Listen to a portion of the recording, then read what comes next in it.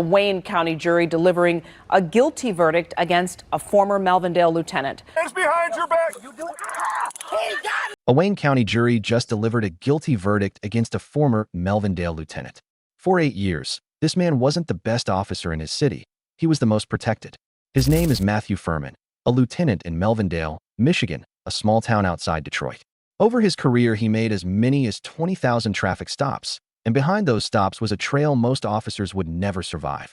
A mother dragged from her car in front of her children, a handcuffed man with his head split open, a suspect on the ground, his legs stomped 8 times.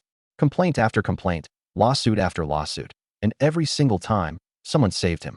A commission overturned his suspension. An arbitrator reversed his firing. City leaders kept him on the street because the man brought in serious money through towing fees. One police chief tried to stop him years ago, and it cost that chief his own job. Then came 2024, 2 traffic stops even Melvindale could not make disappear. This time Ferman did something almost no accused officer does. He took the stand in his own defense. And a prosecutor walked him, question by question, through everything his badge had covered up for 8 years. For over 30 years I sat on the bench. Most officers who cross the line get stopped early. This one was protected for almost a decade.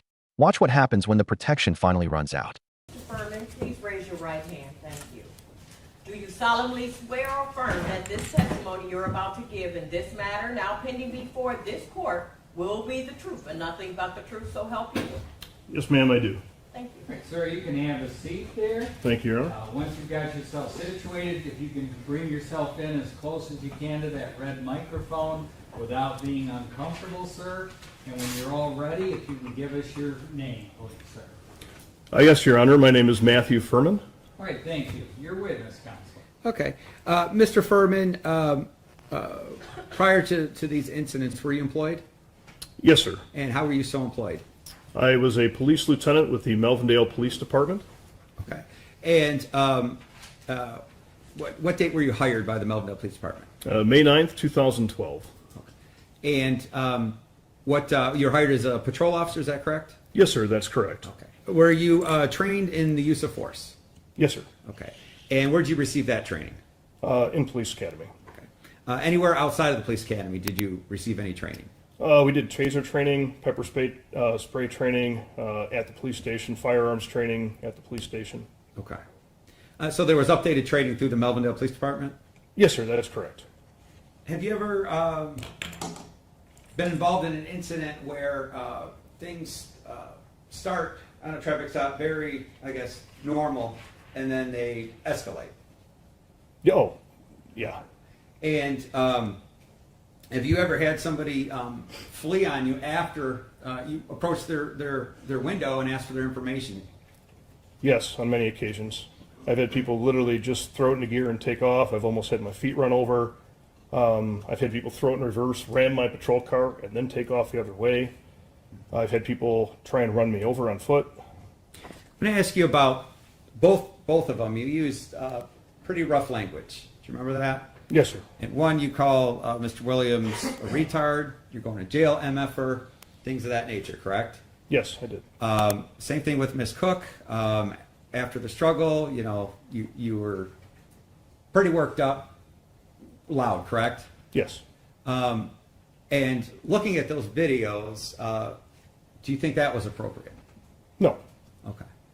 No, unfortunately, in the heat of the moment, I was quite loud, and you go into that fight or flight mode, and it kind of elevates the temperature and elevates the language, and then you come down from it. Okay. All the actions you took in both of these cases, you agree it was completely in conformance in the directives of the Melvindale Police Department? Yes, 100%. I just don't have anything else. Counsel? Thank you, Judge.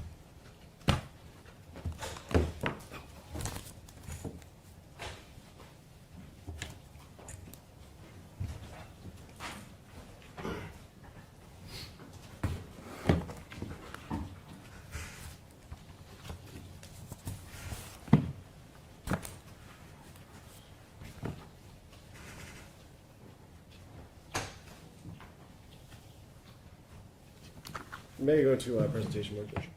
There we Mr. Ferman, I'm going to ask you a few questions. If you don't understand something, just let me know, or you don't hear me, let me know, okay? Yes, sir. I'm going to pick up right where Mr. Whitey left off. You said that earlier and just now that both for Williams and Cook, you believe you were within Melvindale policy. Is that correct? Yes, sir. So let's talk about the Williams case. If you were encountered with that exact situation again, you would have done today the exact same thing, correct? With stick to the use of force. I would use my taser if necessary. Okay. I'm saying exact same thing. You would have no problem doing that again, right?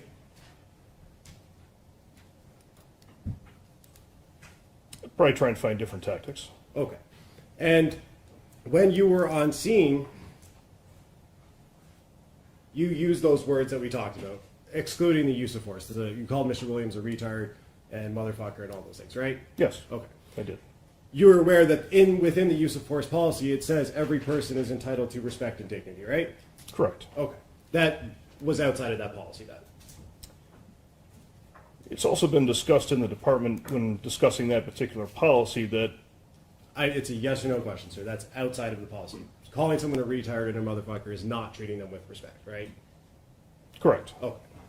Now, you just said you would try and find different tactics with respect to Mr. Williams, right? Correct. Why do you say that now? Well, because we're here. Okay. Now, on the scene, you didn't have any problem with what you did, right? No, I went home alive. Okay. You were talking after everything was all said and done and Mr. Williams was taken away. You had a conversation with Lieutenant Rahman, right?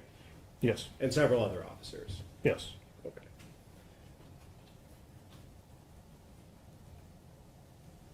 And in fact, you said this to Lieutenant Rahman. And this is from Exhibit 1. Man, I got zapped a couple times too. Is that right? Yeah. Should have fucking teased him. What'd you say there? You should have just tased him? Correct, meaning with the prongs, because he would have been immediately incapacitated. So even on the scene, you thought you should have done something differently than what you did. Is that fair? In hindsight, yeah, I thought it may have been an option where... Notice the timing here. Ferman didn't wait years to admit something was off. He said it to another officer within minutes, while the man he'd just tossed was still being walked away. That's not hindsight talking. That's a guy who knew in the moment he'd gone too far. On the stand, he tries to file it under looking back now, but the truth is he knew it standing right there at the scene. Remember that as we go through the rest of this, because his own doubts came before any charges did. that may have worked out better. Now, let's talk a little bit more basic. You were working as a Melvindale police officer on both of these days, April 13th, 2024, right? Correct. And July 20th, 2024. Correct. And you were being paid to work there. Yes. And you were out on the street working traffic enforcement details, doing your roles. Yes. Okay. And now we talked a lot about tasers as well. You understand that a taser can cause serious injury. Not always, but it can, right? Anything has the potential to cause a serious injury.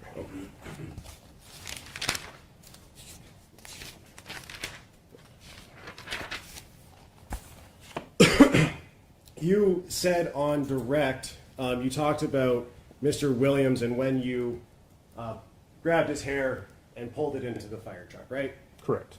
And you did that. You grabbed his hair. You said that you used your hands to cushion the blow against the fire truck. Correct. Okay. You did, in fact, write a report in this matter, correct? Yes. When did you write that report, by the way? I don't know the exact date. Okay. There was a delay due to the murder of Corporal Said. Understood. In that report, well, let me ask you this. When you write a police report, you include all of the details, correct? You try to, yes. Okay. Particularly when force is used, you would include any time that you use that force.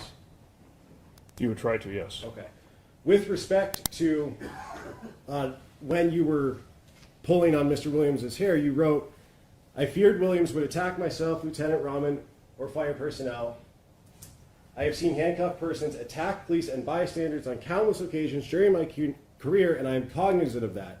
Williams began screaming, you're pulling my hair and pulling against my grip. I let go of Williams' hair, and he stood up. You never mentioned anything about putting his head into a fire truck in that report, correct? This is where things fall apart for him. The body camera shows Ferman grabbing a cuffed man's hair and slamming his head into a fire truck. Go look at the written report he filed afterward, the one meant to document exactly this kind of force, and that moment simply doesn't exist on paper. According to him, he just released the hair and the man stood up. No mention of the impact with the truck at all. When pressed on it, all he offers is, "I don't recall." But a police report isn't optional storytelling. It's a sworn account, and you don't get to leave out the part that makes you look bad. Leaving out the worst moment isn't forgetfulness. It's a document built in advance to survive this exact cross-examination. See that portion of the report? Yes. Oh, may I approach, Judge? Counselor, you've seen this document? Yes, the report.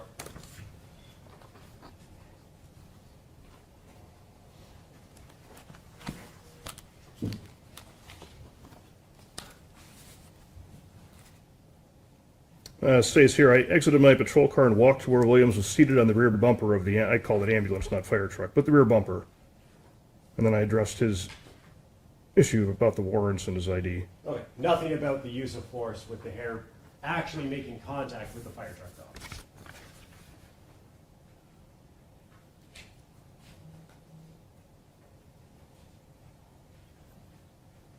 Well, I put in there that, yeah, his hair was pulled. I let go of Williams' hair and he stood up again. I observed Lieutenant Rahman pushing Williams back to a seated position as Williams pushed against him being Lieutenant Rahman, screaming about free speech. Okay, thank you. And that's the portion that refers to that incident at the back of the ambulance, right? Correct. Oh, Never mentioned it, sir. Yes or no? Yes. you, in that portion that you just read, you mentioned that Williams's head made contact with the back of the fire engine. No, I mentioned that it was in my, had taken him by the hair and let go of his hair. You also testified on direct, sir, that, well, let me ask you this. You've heard of the term, and I'm not a police officer, but friendly fire. You've heard of that, right?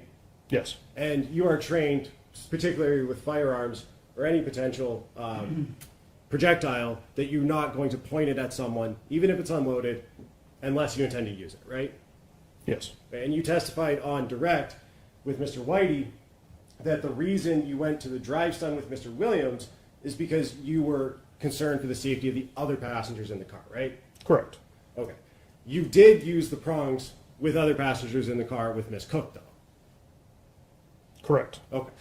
You were also, as you said on direct, concerned about the other passengers with Mr. Williams. You would have also been concerned about your fellow officer's safety, correct? Correct. You do admit that you tased Lieutenant Rahman while in attempting to tase or drive stun Mr. Williams, right? Yes. Oh.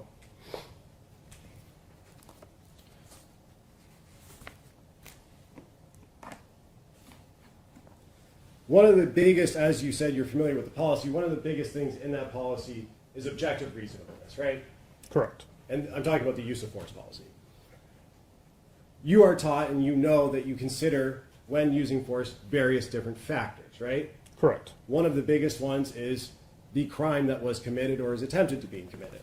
Correct. The crimes that you pulled Mr. Williams over for were what? Well, civil infractions and misdemeanors. Okay.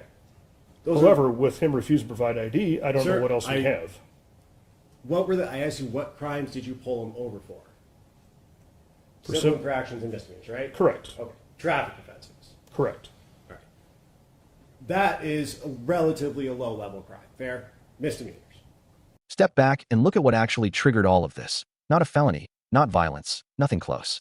Civil infractions, misdemeanors, a guy driving around a barricade without a valid license. That's it. That's the entire offense.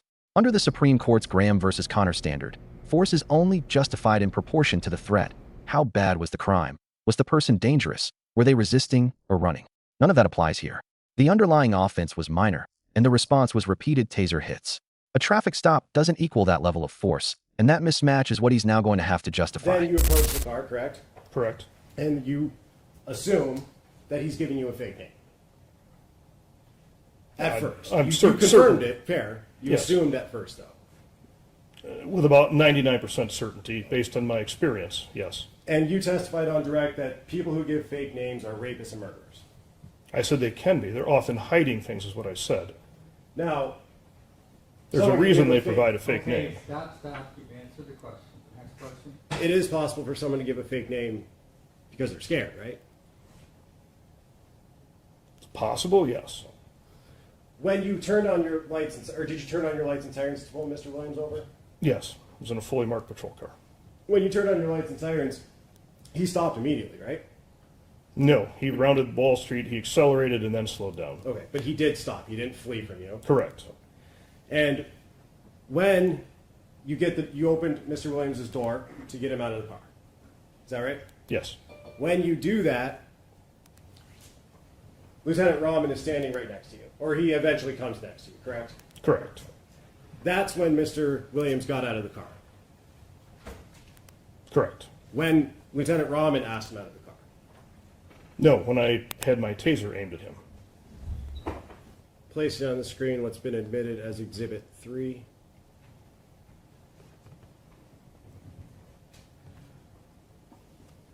And playing from 1 minute and 20 seconds. Just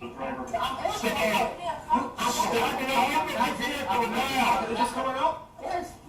I seen you shoot my taser. Get out of the car. All right then. Get in there. You heard Rahman ask Williams, can you step on out? And he said yes, right? Mm-hmm. Okay. Yes, sir. Yes, sir. And then you pulled your taser after Mr. Williams said he would get out of the car, right? Looks to me like I was in the process of retrieving my taser as Lieutenant Rahman stated that, but it was in my mind the taser was coming out and I gave him the directive involving the taser. Now, that got him out of the car, and then you testified on direct that he put his right hand on the hood, correct? On the roof, yes. On the roof. Sorry. Hood, roof, yes. What did he do with his left hand? He did not put it on the roof, from my recollection. At 1:37, do you see both of Mr. Williams' hands there? Yes, sir, I do. Where are they? I believe that's his hand on the left and then the right. Okay, so it is up there. Now, it was shortly after that moment that we saw there that you deployed the drive stun into Mr. Williams' back, right? Correct. Are you familiar with that Taser manual that was shown earlier and admitted earlier? Yes. In that manual, it says that people are likely to react instinctively to the drive stunning, correct? I believe so, but I'd have to see the actual. We're approaching with what's been admitted as Defense Exhibit B and showing you page 20. It's cut off, but I believe it's 21. Yep, 21. If you take a look at that and look up at me when your memory's refreshed. Counsel, can you tell counsel the page number? 21. Thank you.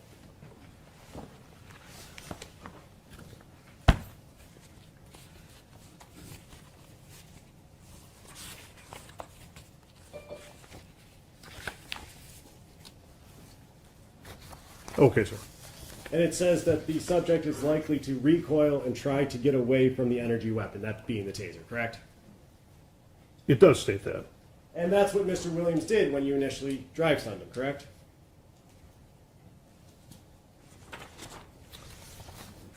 I think it was a combination of that and trying to prevent himself from being arrested.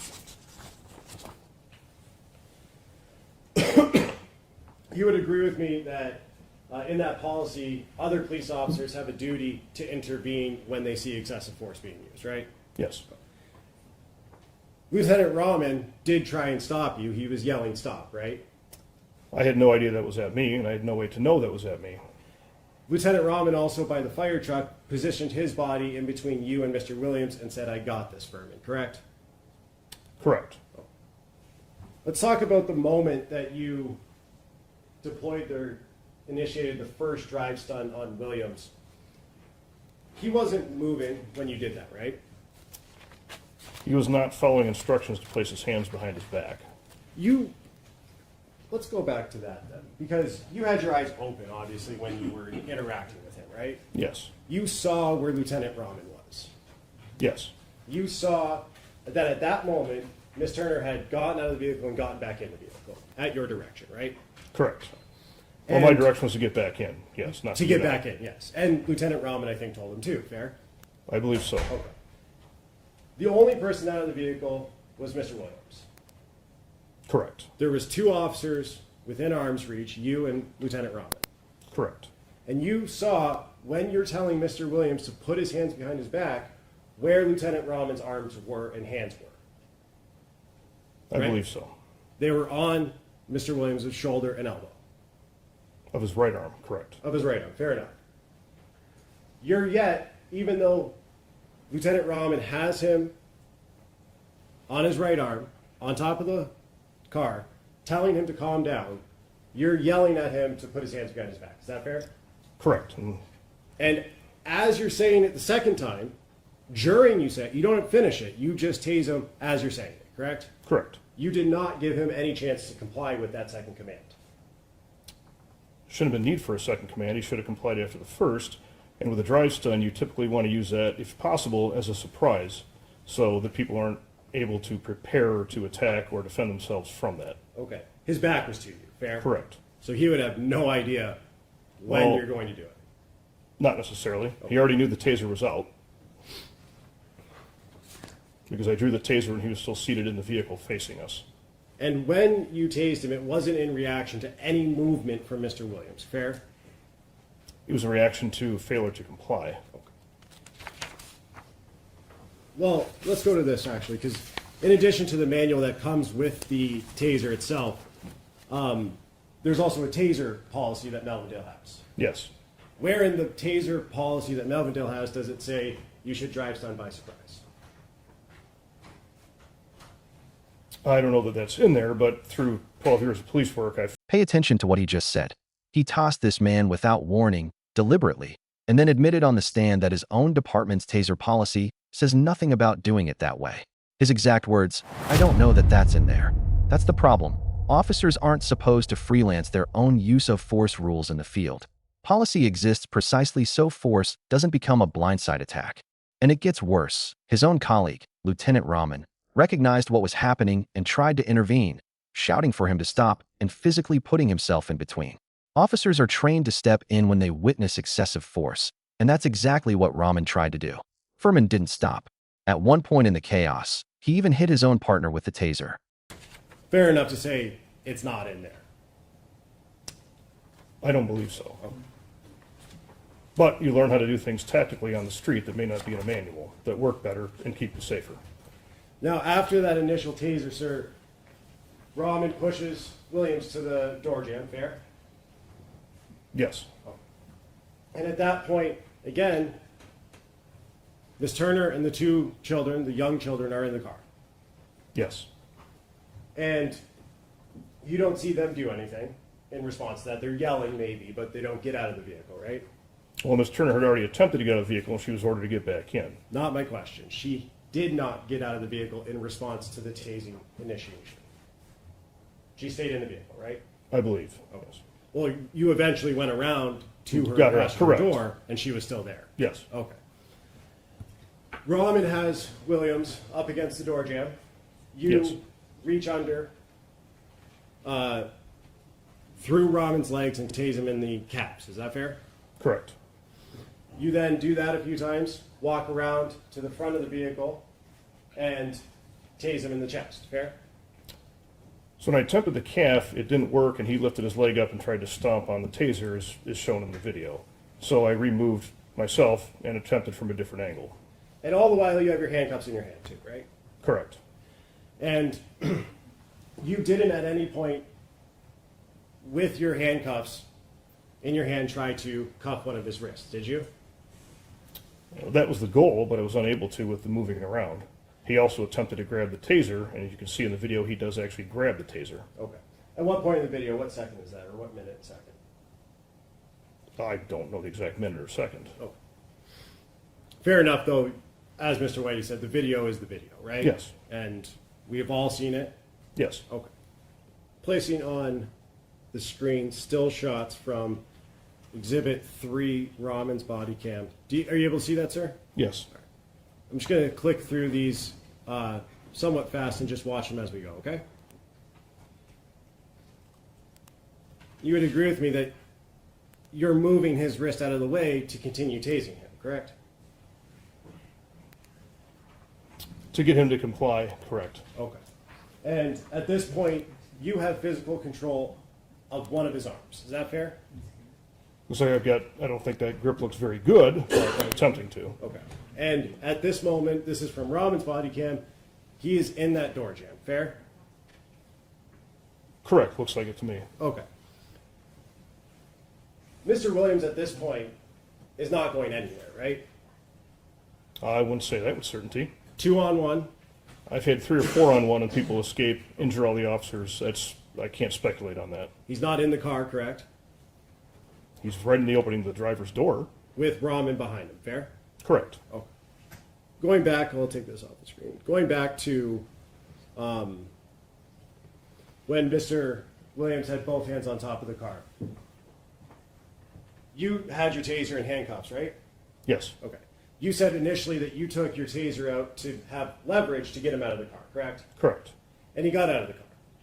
He did. You didn't have to pull him out. No, that's why we like to use the taser. Usually it gets people to come out. And then you keep your taser out and grab your handcuffs, right? First, I removed the prong cartridge from the taser, and I did keep it out. And that's what goes to drive stop. Correct. Okay. So you have, You have to physically take that off the end. and I think we see that you do that in the video. Yes. Or one of the videos anyways. But nonetheless, both of his hands are on top of the car. You have handcuffs, is that a yes? Momentarily, yes. And then you have handcuffs in your, I believe it was your left hand, right? Correct. And you have your taser in your right. Yes. You didn't put your taser away in an attempt to pull his hand down from the hood, did you? I believe he took his own left hand off. Not 100% sure without rewatching it, but no, I did not put the taser away because that was the first method of defense. That would have been a less form of physical control or use of force if you had put the taser away, grabbed his arm, and pulled it behind his back. Is that fair?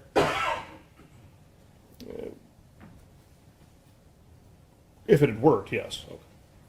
But the problem, too, on a hot day like that, people start getting slippery. It's hard to maintain grip. And a lot of times it's hard to get somebody in cuffs, even if you have 2 officers. And playing from 1303. Step out of the car! Turn around, hands on the hood! Hands on the roof! When you're told to do something, you do it! No, I just had to make sure my kids. You'd agree with me you didn't have any problem doing it with Miss Turner, right? Correct. Okay.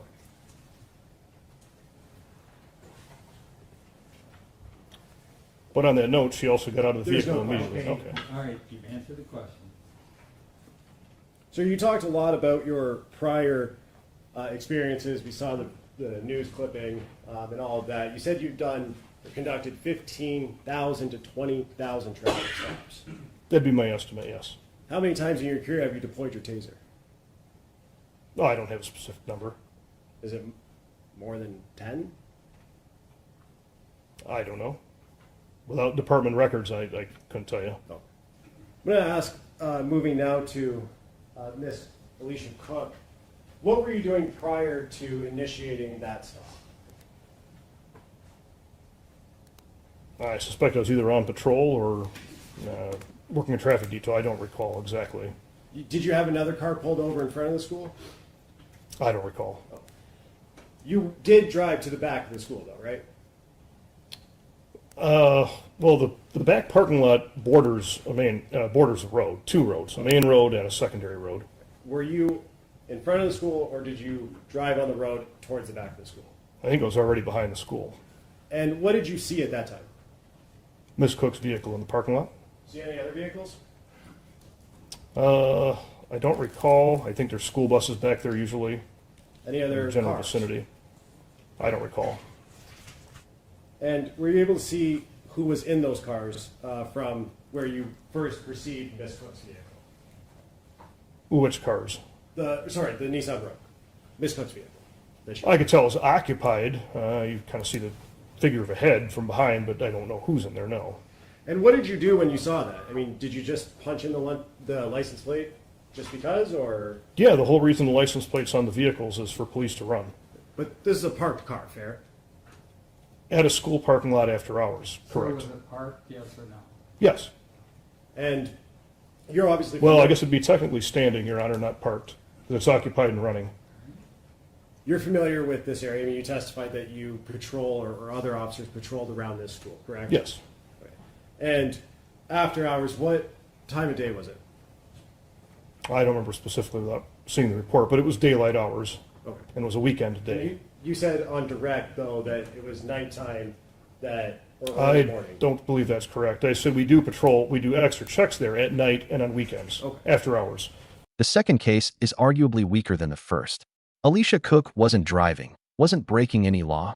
She was simply parked in a school lot in broad daylight on a weekend. Legally, an officer needs reasonable suspicion of an actual crime to detain someone, and a parked car with someone sitting in it doesn't clear that bar. What's telling is how his story changed between direct and cross-examination. First, he claimed it happened at night. Then under cross, he admitted it was daytime, a weekend, and he was working days, not nights. The story shifted because there was never a solid justification underneath it. He ran her plates, found no insurance, had her vehicle towed, and somewhere in that process, used enough force to end up facing criminal charges over a woman who never even left her parked car.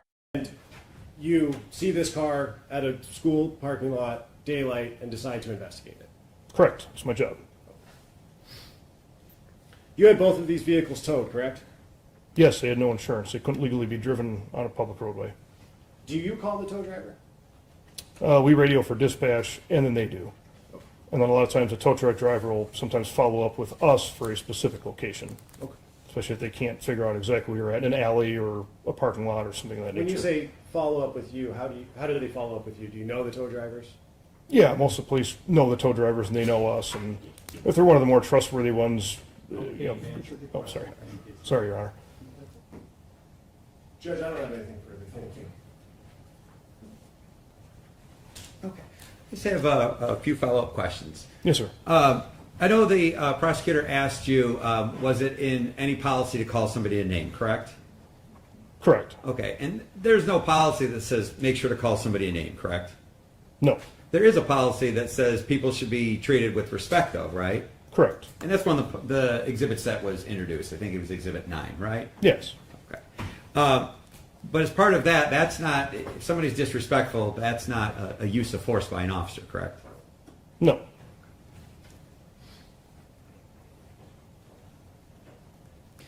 Now, I know earlier the prosecutor stated that people in handcuffs, they must be secure, they couldn't flee. Have you had that happen in your experience? Many times. Okay. And what are the dangers of a handcuffed person fleeing from a scene? They present a number of dangers. Number one, they can attack an officer, bystander. We've had them attack firemen and EMTs. I had somebody who was in handcuffs that we arrested, myself, and there was another officer present. We were walking him back to the patrol car. He headbutted me in the nose so hard I was bleeding out both nostrils and thought I broke my nose. Okay. They can run out into traffic. They can flee. There's a whole lot of things that can happen. So just because a subject or a person is in handcuffs doesn't mean that all danger is over, correct? Absolutely not.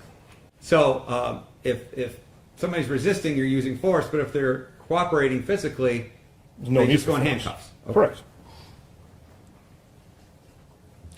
With respect to Mrs. Cook, do you agree that when she complied that you stopped using all force? Absolutely. Stopped immediately. Now, the prosecutor asked you on cross-examination. He had still shots. We paused. We had to go over things back and forth. That took a little bit of time, a few minutes, right? Yes.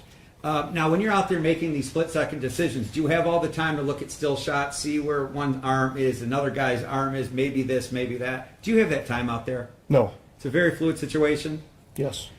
On both of these incidents, given the totality of circumstances, do you believe that you would follow policy according to the city of Melvindale? Yes. Nothing further, Judge. Counsel to the people. Nothing, Judge. Well, first of all, with regard to the sentence that I'm about to set forth, I want to make it clear that I have a great deal of respect for police officers. I think they have a very important and a very dangerous job. And I'd say 99% of police officers do their job honorably.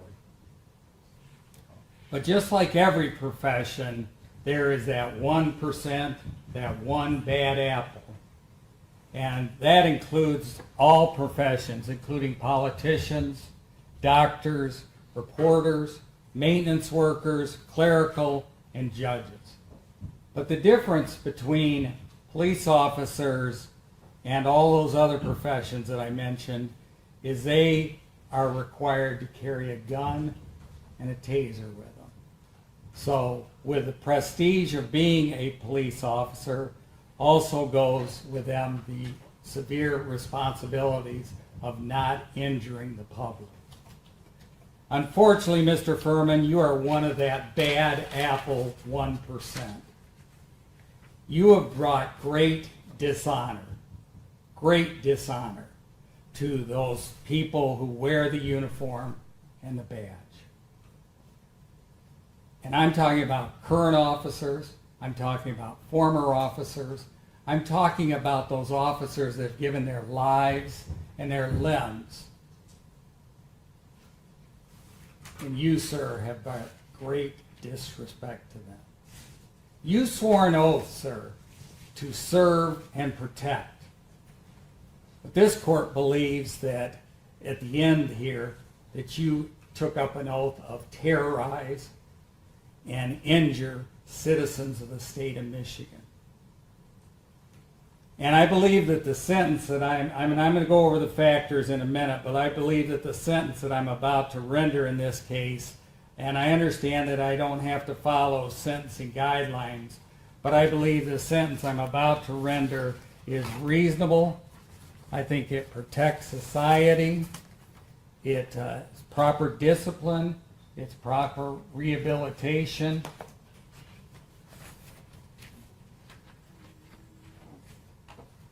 It's proportional.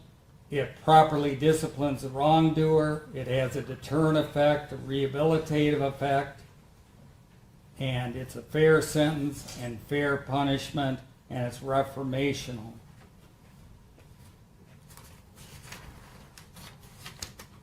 Now I want to go back to some of the facts with regard to this case. We've got a case where a police officer pulls somebody over, and they shouldn't have been out driving. Mr. Williams should not have been driving, but he didn't have a driver's license, no proof of insurance, and improper plates.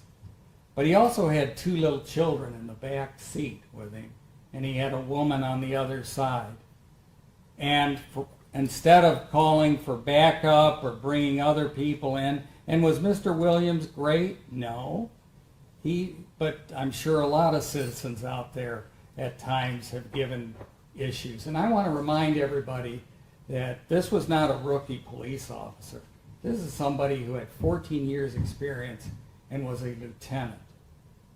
He should have known better than what he did.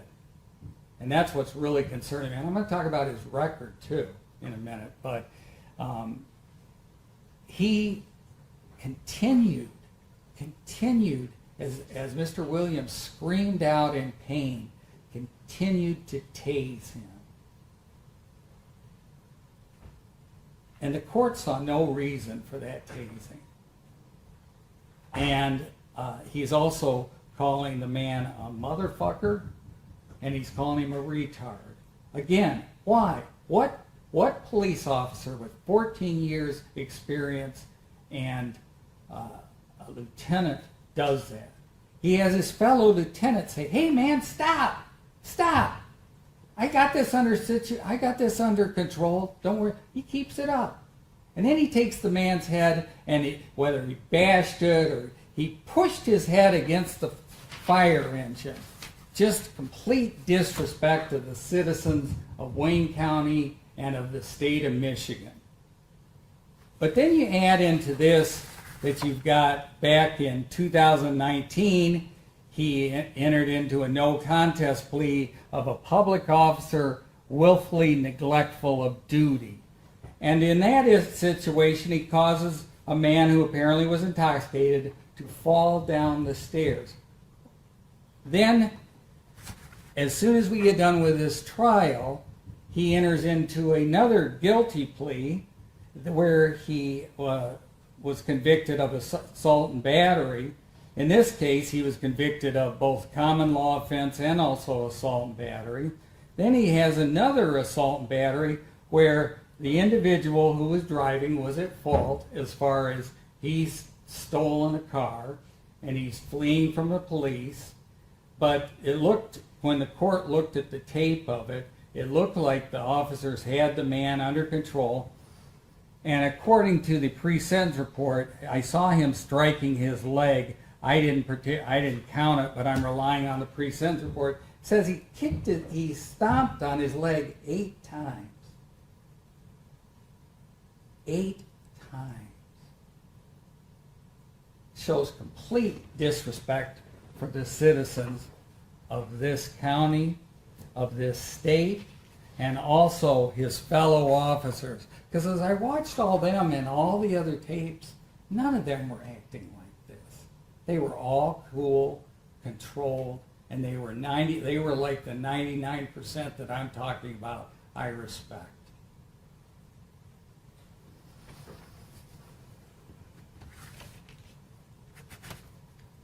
Therefore, with regard to the common law offense, I am going to order that the defendant is sentenced to 3 years probation with the first 6 months in the Wayne County Jail. He is to receive 1 day jail credit served. He is also to undergo anger management. He is to have a psychological evaluation. He is to waive confidentiality and allow any treatment program that he's required to attend to disclose information to the field agent.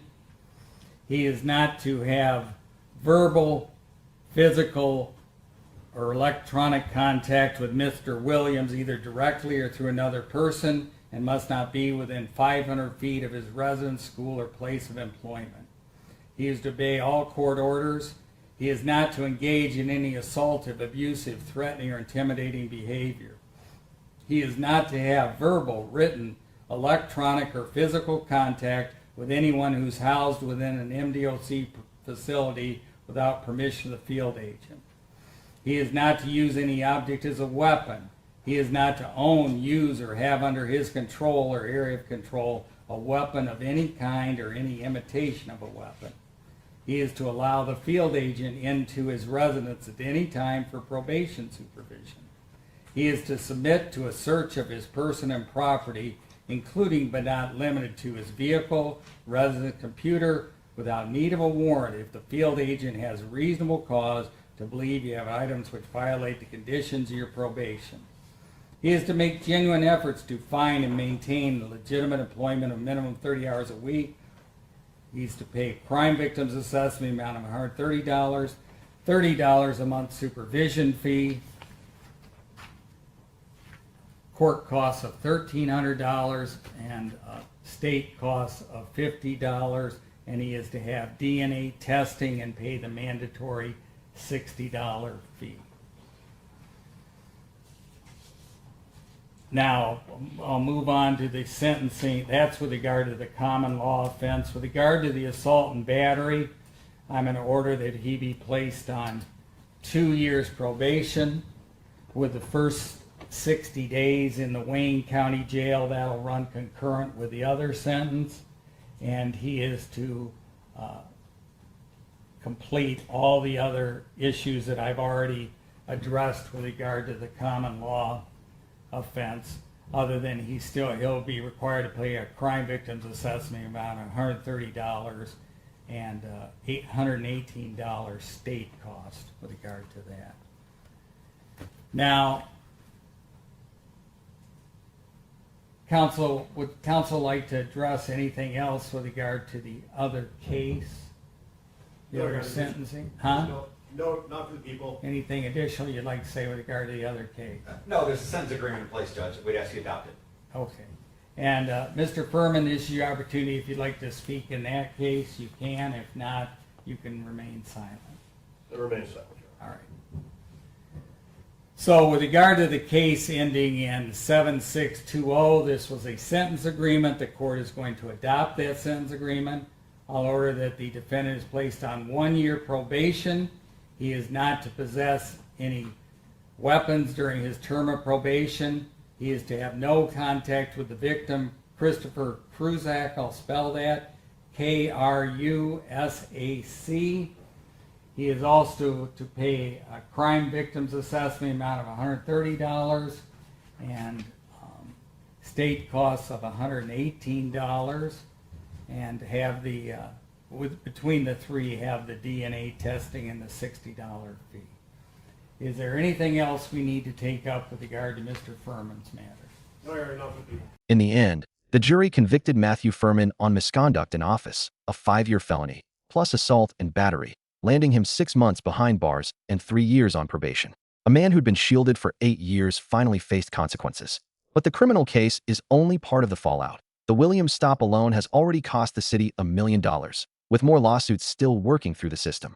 None of this happened because the city stepped up on its own. It happened because a journalist, Ross Jones, refused to drop the story for over a year. It happened because a new police chief, Chris Egan, came in and drew a hard line against covering for officers like this.